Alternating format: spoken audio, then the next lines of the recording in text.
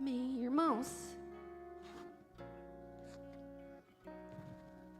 Vocês podem abrir a Bíblia no livro de Isaías. Nós vamos meditar sobre Isaías 6.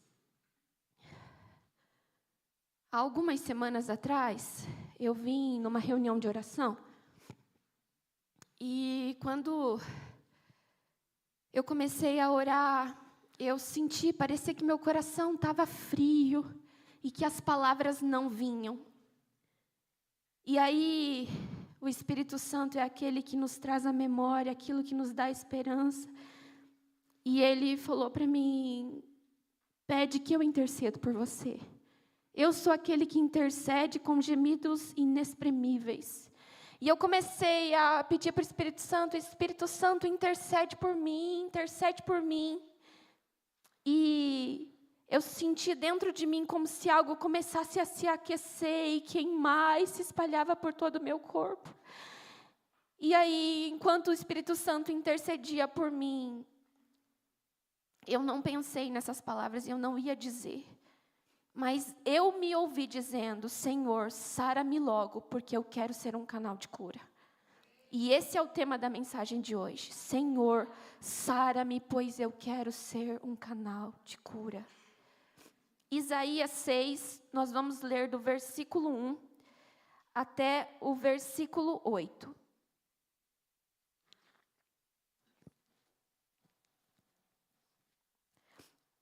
A Bíblia vai dizer assim: no ano em que o rei Uzias morreu, eu vi o Senhor.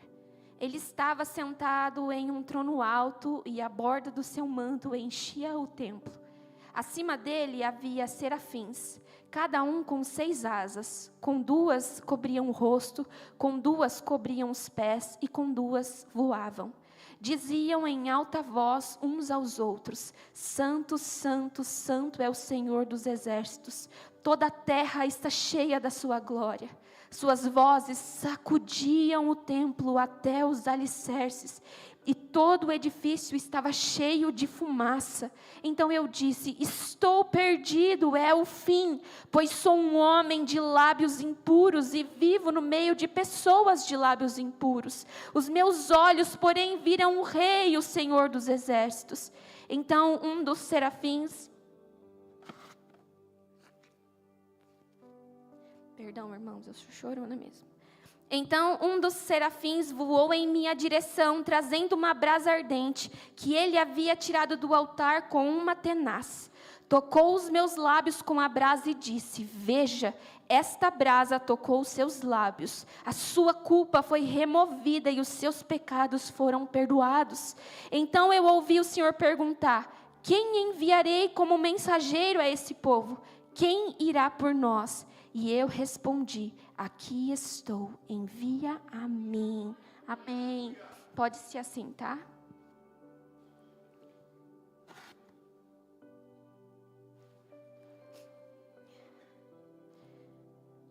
O texto de Isaías 6, conforme nós lemos, ele vai narrar uma visão que Isaías teve no ano em que o rei Uzias morre. E eu não vou me apegar ao rei Uzias e todo o simbolismo que ele nos traz. O fato é que quando Isaías ele vai ter essa visão, e ele é envolto por aquele ambiente de santidade e de devoção, Isaías vai fazer uma confissão.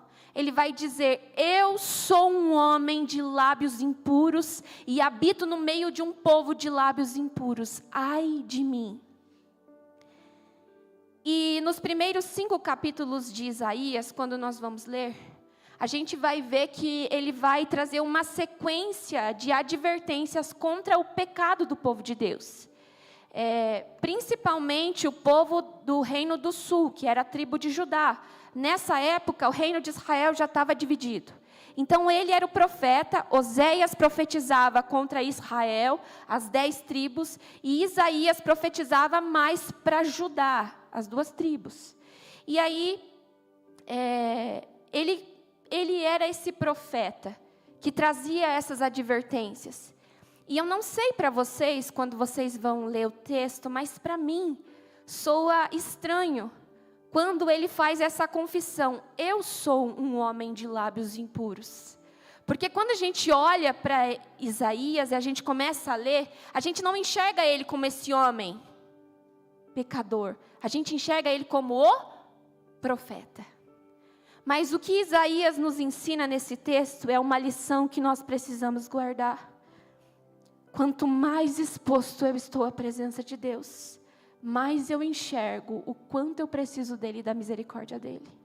Quanto mais eu me aproximo de Deus, mais as escamas dos meus olhos caem e eu começo a reconhecer quem de fato eu sou: um homem de lábios impuros. Quanto mais eu me aproximo de Deus, mais eu reconheço que eu preciso ser curado por Ele. Todos nós precisamos buscar estar tão próximos do trono de Deus, ao ponto de nós conseguirmos enxergar a nossa própria miséria. E a partir do momento que a gente enxerga a nossa própria miséria, o Senhor, Ele nos purifica e a gente começa a andar num novo nível de intimidade e de autoridade no Senhor.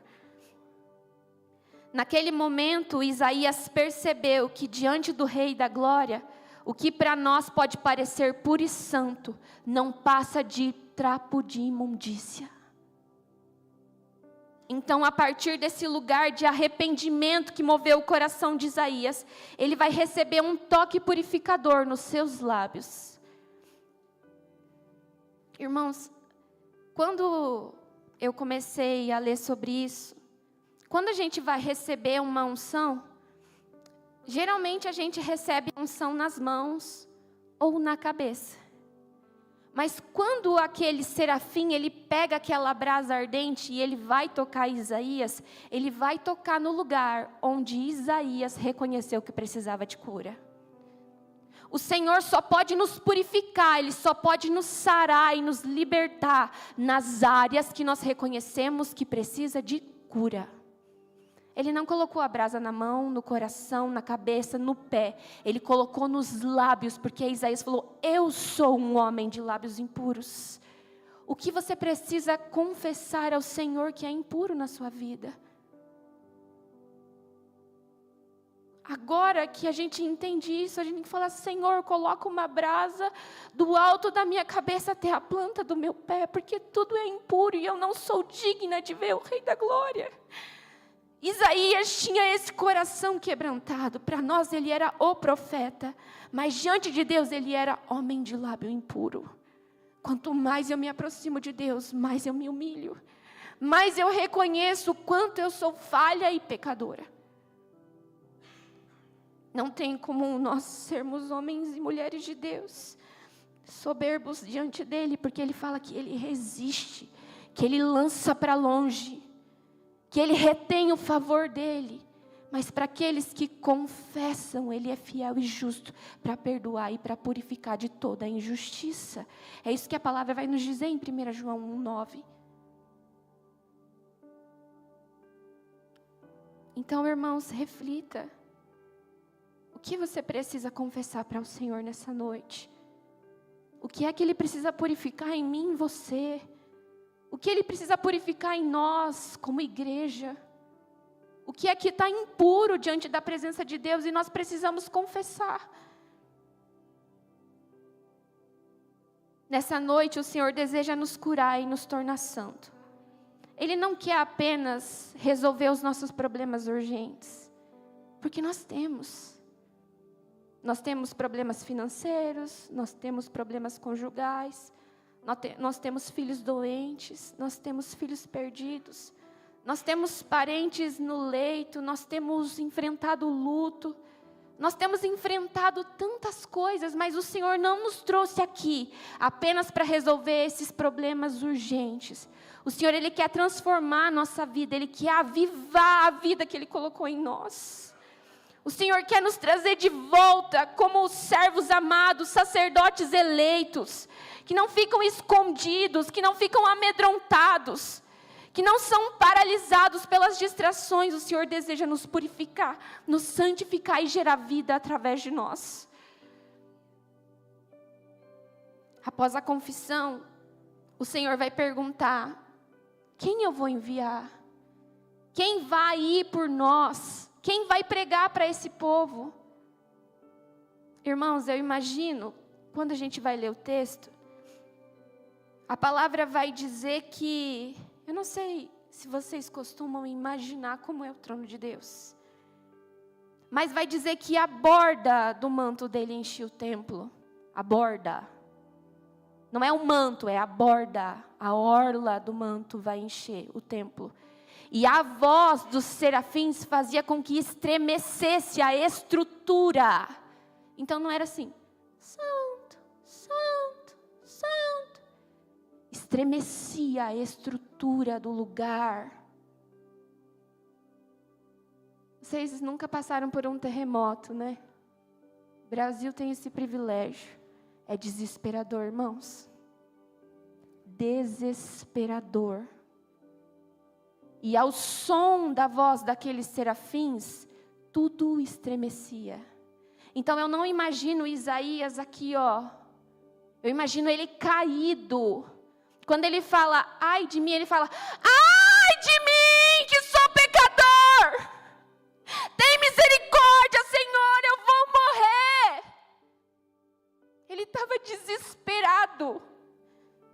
Ele sabia todas as advertências do Senhor para o povo. Ele era a boca que Deus usava. E agora ele sabia que aquele juízo estava sobre ele, porque ele reconhece que ele é impuro. Mas no momento que ele confessou, no momento que aquele serafim coloca a brasa nos lábios dele, algo mudou na vida de Isaías. Porque quando o Senhor perguntou, quem eu vou enviar? Ele falou, envia a mim. Eu sou impuro, eu sou pequeno.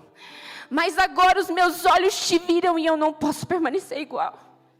Eu vou fazer a diferença. O Senhor me curou, o Senhor me transformou, o Senhor me justificou. E sabe o que isso nos ensina, irmãos? Que nós só somos habilitados nas áreas que nós confessamos e somos curados. Deus não vai habilitar ninguém a fazer a obra se a pessoa não foi curada, redimida e purificada nessa área. E a gente sabe que a cura e o perdão só vem através da confissão. Então nós precisamos começar a confessar os nossos pecados, irmãos. Precisamos urgentemente tirar essa máscara de religiosidade e de santidade de nós e começar a confessar os nossos pecados.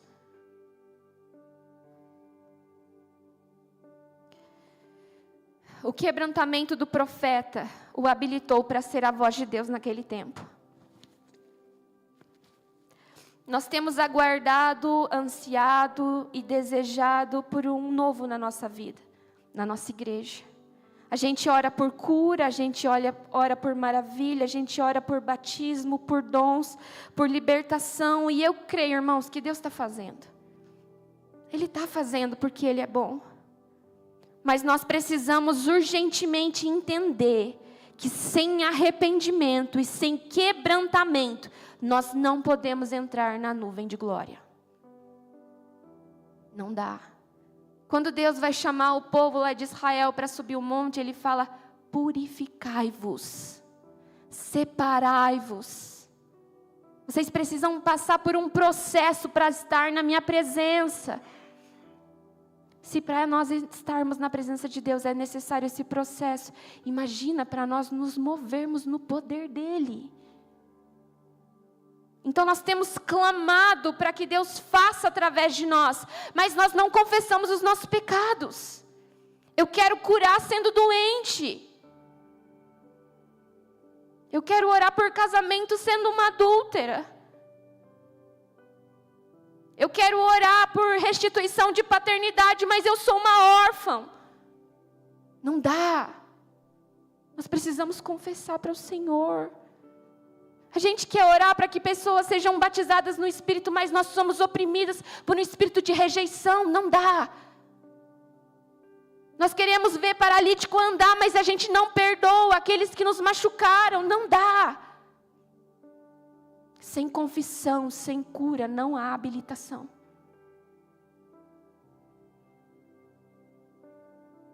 Mas a boa notícia, irmãos, é que existe uma esperança para nós. A gente pode se arrepender. Só existe um caminho que nos leva para a santidade e para um avivamento. E esse caminho é quebrantamento. Todos nós precisamos viver, não é um quebrantamento, a gente precisa viver em um estado de quebrantamento. O pior tipo de pecador não é o que prostitui, não é o que mata, não é o que fuma.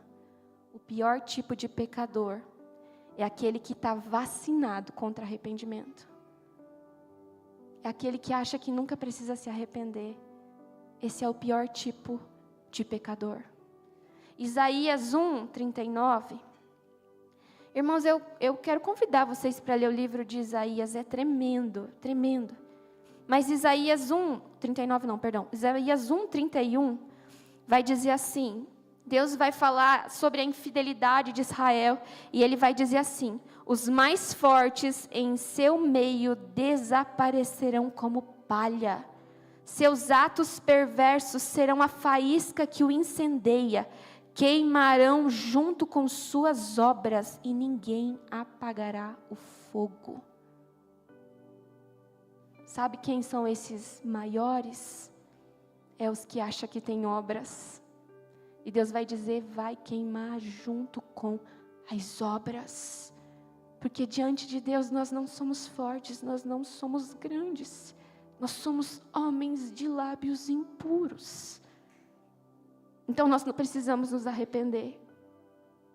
Muitos acreditam que por ter obras, podem se apresentar como melhores do que os outros. Isaías, porém, não ousou confiar nisso quando ele estava diante de Deus. E ele compreendeu que ele não poderia usar os outros como referência para considerar-se santo ou impuro. Diante de Deus, nós sempre somos impuros. Se não fosse a sua graça e a sua misericórdia, nós seríamos consumidos. E nós, que somos cristãos há muito tempo,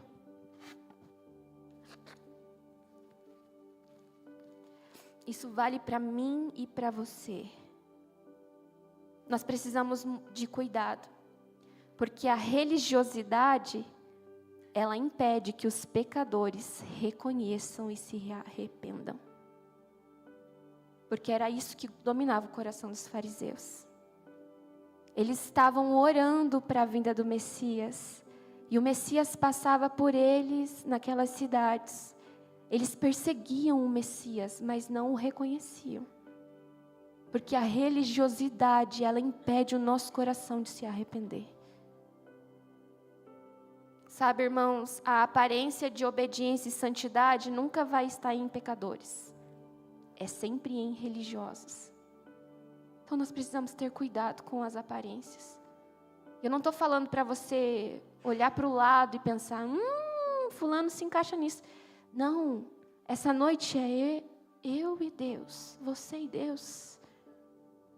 É sobre como eu estou diante do trono. Isaías não está contando sobre alguém que ele viu diante do trono, ele está falando sobre o que ele viu.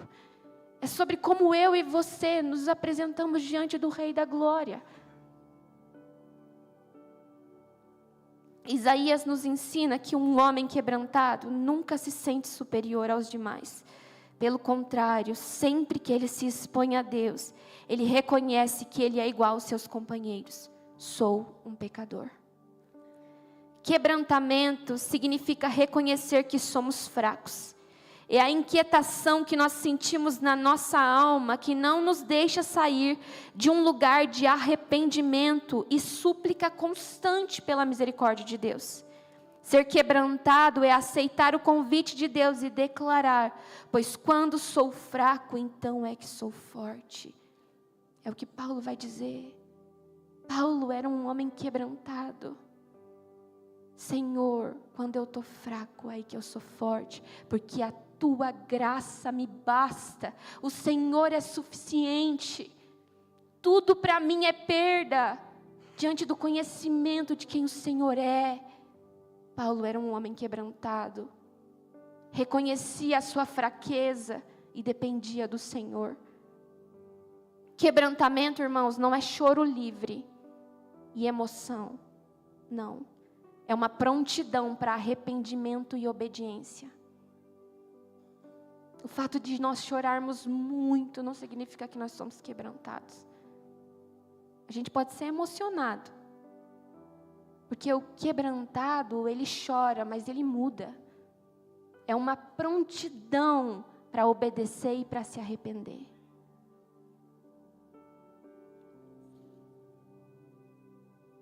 Então, a primeira coisa que a gente ensina, que a gente aprende, é que o quebrantamento, ele gera confissão, reconhecimento. Quebrantamento gera fome. Sabe, irmãos, eu creio que todos aqui acreditam e aguardam um grande avivamento. Irmãos, o Espírito Santo tem me levado para um lugar onde eu estou me sentindo um trapo. Porque quando a gente começa a ler o que os homens da Bíblia viveram e o que o Senhor ainda faz, você fala, meu Deus, o que eu estou fazendo? Quando foi a última vez que quando você passou, a sombra curou? Quando foi a última vez que você orou por alguém e esse alguém ressuscitou? Quando foi que nós pregamos o simples, 3.000 almas se arrependeram? Quando foi que você encontrou alguém na rua e falou, receba o Espírito Santo, e a pessoa foi batizada em línguas? Comigo não aconteceu. Então o que eu estou fazendo? Se Ele é o mesmo Deus, e acontece. Existe uma coisa, irmãos, que impede o Senhor liberar o poder dEle: falta de fome.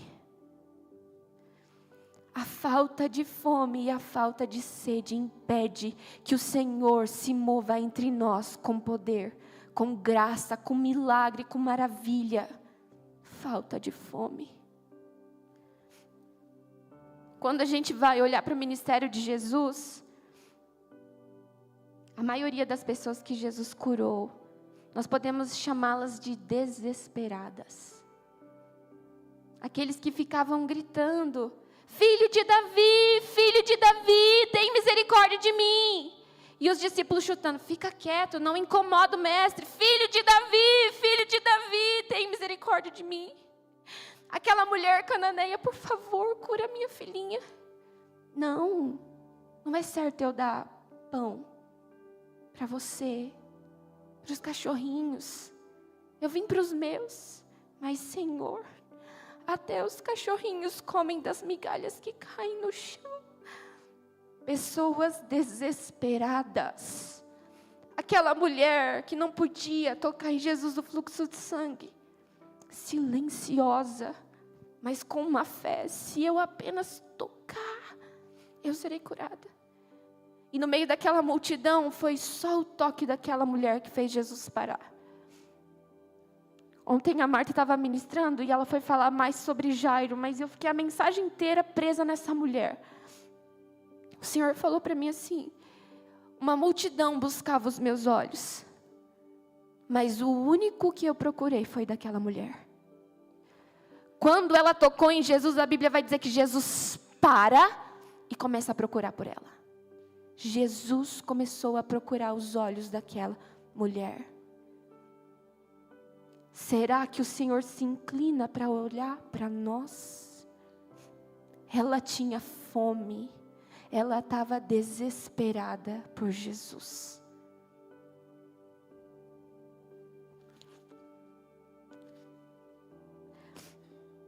Ter fome significa não estar satisfeito com a mesmice.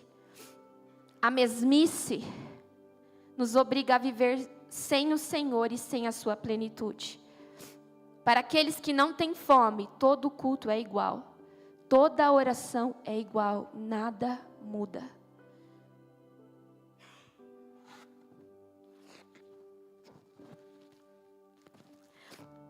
Irmãos, vou tentar correr aqui.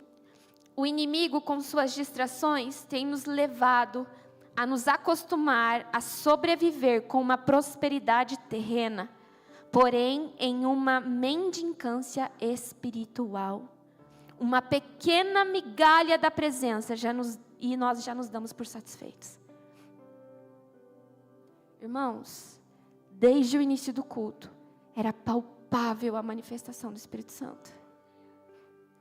Quando a Lohana começou a falar, busca a minha face, é o que o Senhor ministrou no meu coração. É isso que Ele quer com essa mensagem. E quando os louvores começaram a cantar, gente, tinha anjo aqui. Foi incrível, foi. Mas isso é uma migalha diante do que Deus tem para nós. Não para desmerecer, não, porque eles pagam um preço para estar aqui. Só que o Senhor tem muito mais. Eu sonho com um dia onde a gente não vai precisar subir. Onde o Joninha vai cair com a guitarra ali, porque o peso da glória vai estar tão grande que ele não vai poder subir. Que os ministros vão tombar cada um do lado por causa do peso da glória. Nós não vamos precisar dizer uma palavra, porque a presença vai estar aqui. E a presença é suficiente. Não vai precisar de pregação, não vai precisar de oração. Todo mundo vai estar caído, confessando os pecados. Confessa e dá glória a Deus. Confessa e dá glória a Deus. Pessoas vão começar a cair no estacionamento. Não vão conseguir entrar por causa do peso da glória. É o que Deus tem para nós. É o que Ele quer. Num culto de quinta-feira, a gente vai começar a ver que parou o som dos bar. E as pessoas vão começar a entrar desesperadas aqui e falar: me dá o que vocês têm. É isso que Deus quer para nós.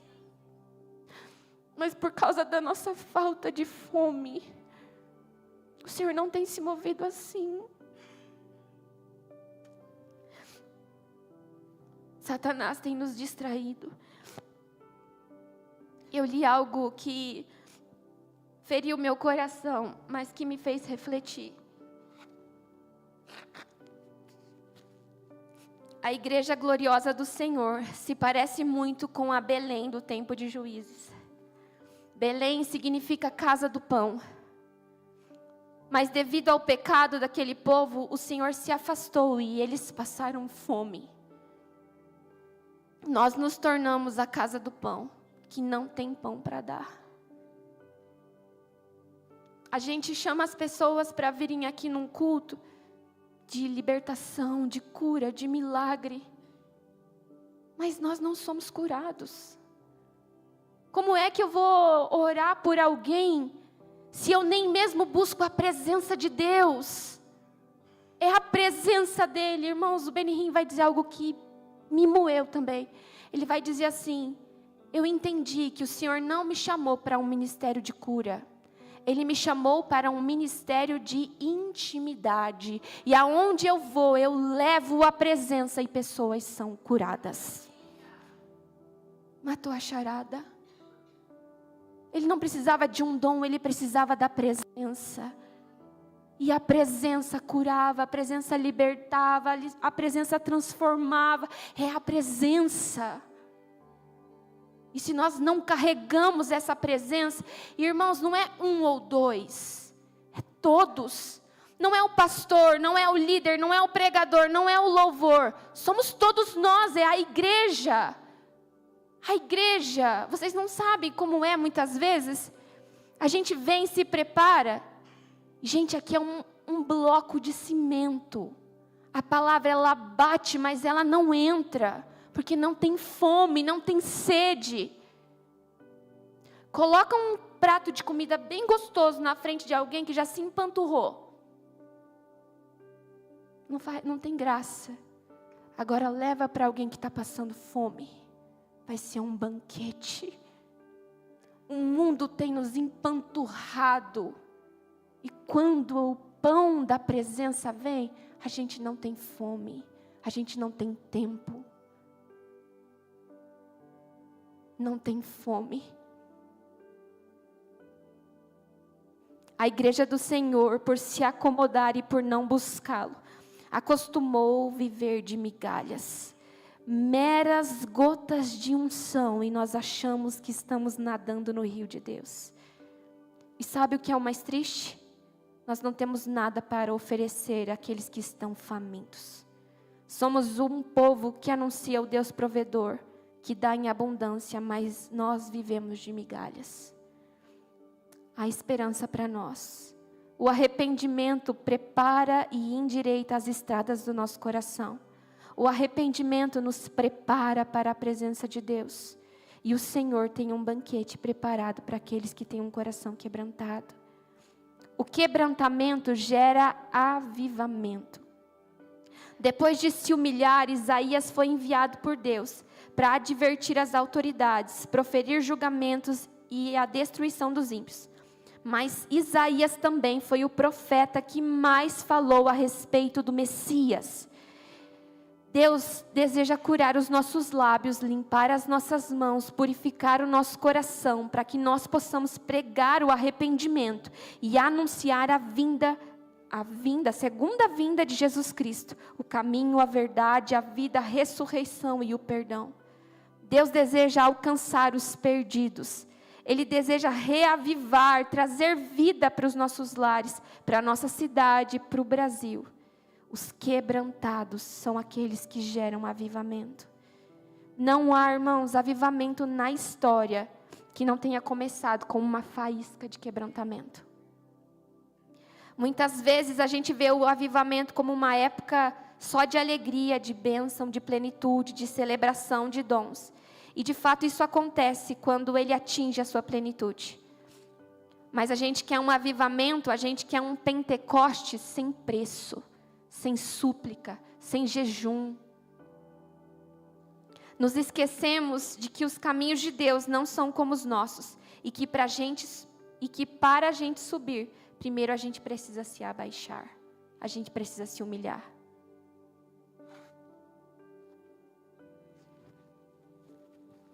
Há uma frase de um irmão que viveu o avivamento de 1973.